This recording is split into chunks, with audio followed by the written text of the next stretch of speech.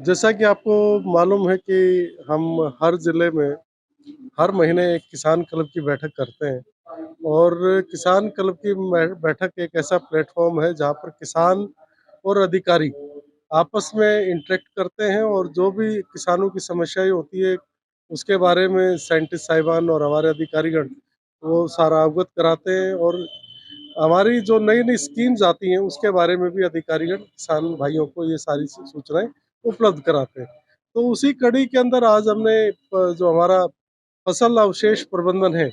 उसके ऊपर बैठक रखी है और इसके अलावा जो सबसे गंभीर समस्या जो अब होने जा रही है वो ये है कि भिवानी जिले के अंदर लगभग 2,60,000 एकड़ में कपास की खेती की जाती है और इसमें गुलाबी रंग की एक सुंडी है जिससे काफ़ी नुकसान होता है और वो काफ़ी फैल चुकी है। यदि उसके बारे में हमने अभी से कोई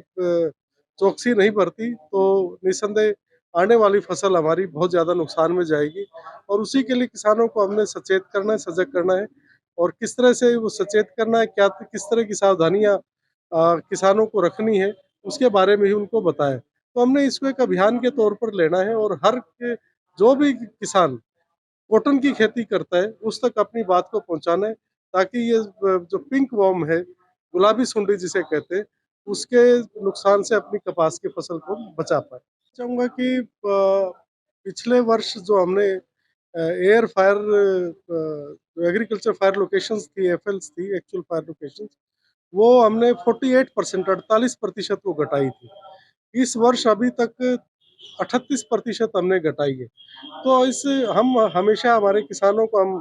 उनको शिक्षित भी करते हैं, उनको सुझाव भी देते हैं और हमारे किसान भाई इसमें बढ़-चढ़ कर हमारे साथ भी हैं और वो इस बात से अब सहमत भी हो गए कि फसल अवशेष को जलाने से उनकी भूमि की उर्वरक शक्ति का भी ह्रास होता है और जो हमारे कीट मित्र होते हैं उनका भी नुकसान होता है। तो अब वो इस बारे में आगे फसल के अवशेषों को जलाने के लिए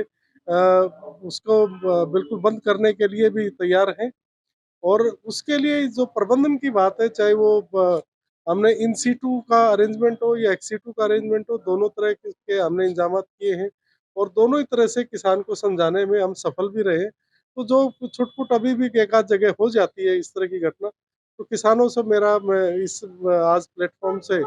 भिवानी के प्लेटफ़ॉर्म से पुनः अनुरोध है कि वो अपने फसल अवशेषों को आग ना लगाएँ, बल्कि उनका प्रबंधन करें ताकि उनके फसल अवशेष से आमदनी होने वाली है जो वो हो और कीट मित्र जो हमारे हैं खेत के अंदर होते हैं वो यूं के यूं जीवित रहें।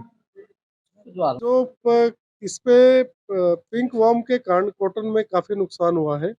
और नुकसान को आगे रोकने के लिए ही क्योंकि इसमें इसके जीवाश्म जो हमारे अर्ध खिले टिंडे होते हैं और बिनोला होता है या उसकी जो बलसटी होती है, लकड़ियाँ होती है, ये उसके अंदर जीवित रह जाता है। तो हमें इस दौरान में उस लकड़ियों का और जो अधखिले टिंडे जो खेत में हम डाल देते हैं उनका हमने प्रबंधन करना पड़ेगा। यदि हम उसका सही से प्रबंधन कर लेंगे तो हमारी अगली फसल तक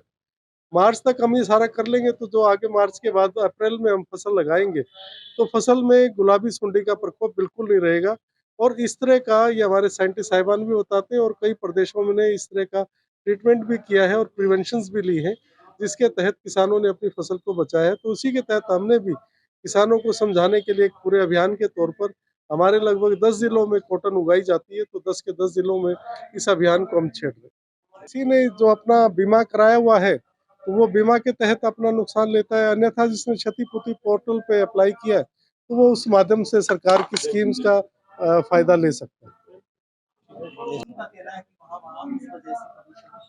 आज जो किसान संगोष्ठी की गई है, ये डीजी साहब के निर्देश अनुसार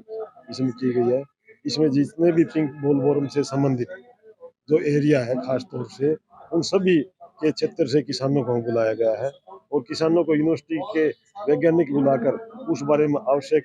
जो भी ध्यान रखना है उन सभी बातों का यहाँ विचार विमर्श किया गया है और आगे भी हम किसानों को इसी प्रकार से खंड स्तर पर, विलेज स्तर पर कृषि विभाग मीटिंग करके किसानों को इस बारे में बताएगा ताकि आगामी